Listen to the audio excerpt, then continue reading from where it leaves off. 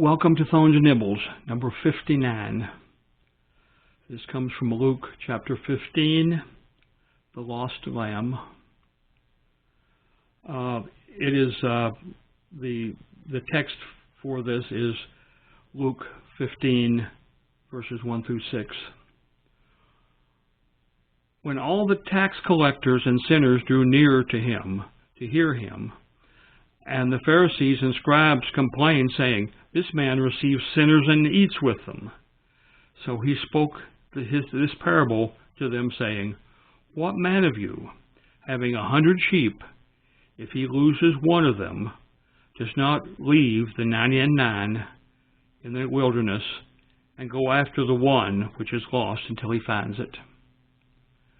And when he has found it, he lays it on his shoulders, rejoicing.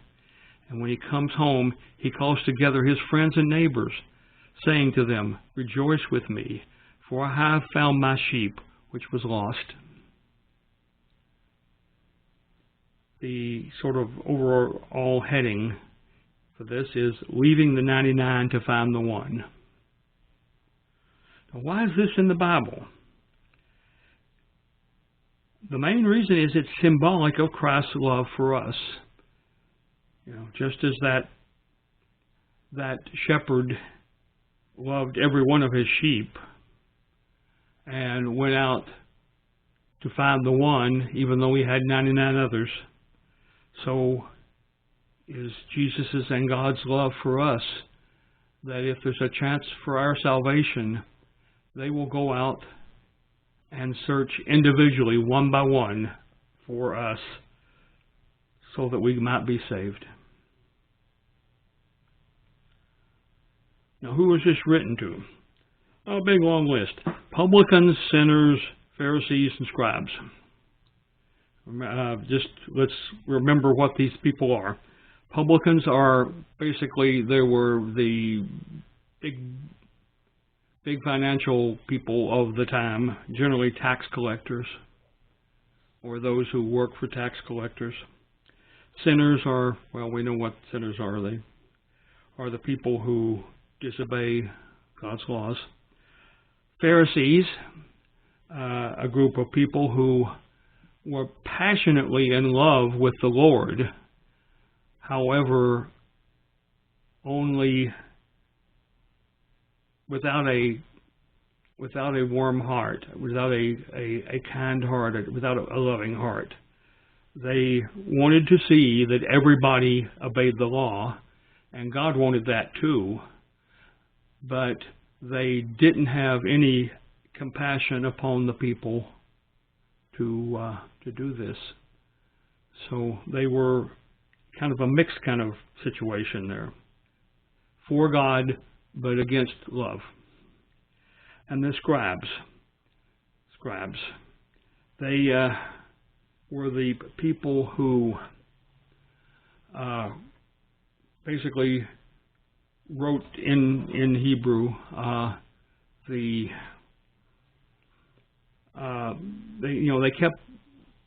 made new copies of the Bible. They also taught about biblical principles, since they were people who could read the Bible, and they were a group of people who were dedicated to what it was they were assigned to do. Communication from all this. Jesus loved all. Pharisees and Scrabs hated many. Application to my life.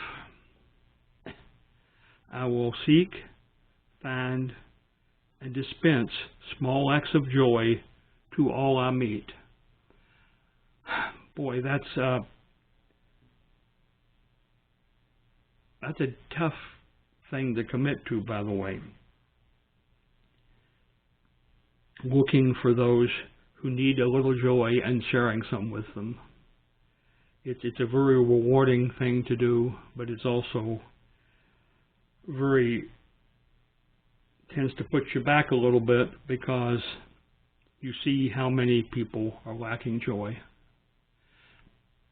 And it certainly expands your prayer list significantly.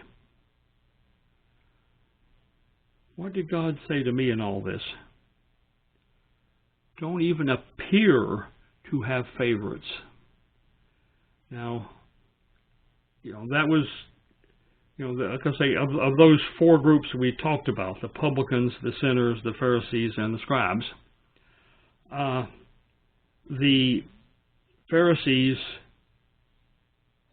of that group would favor the Scrabs because they were both educated in the law and knew what was going on. They would, of course, dislike the sinners, that is, the people who they believed to be of God, God's people. However, they were not obeying the law. And then there was the publicans, who to the Pharisees were were basically being traitors to the people. They were also people of God, but they were working, their whole occupation was working for the Romans. So the Pharisees clearly hated many. Of those, the other three groups, really the Scrabs were the only people that they might get along with pretty well. The sinners, they would, with compassion, try to teach them. And the publicans, they didn't want to have anything to do with them. So the thing is that Jesus loved them all. And that was why he became under the criticism of the Pharisees and the Scrabs, was that he was with the sinners. And in particular with a particularly hated kind of sinner, and that was a publican. So that was sort of the hierarchy. They did not love everybody.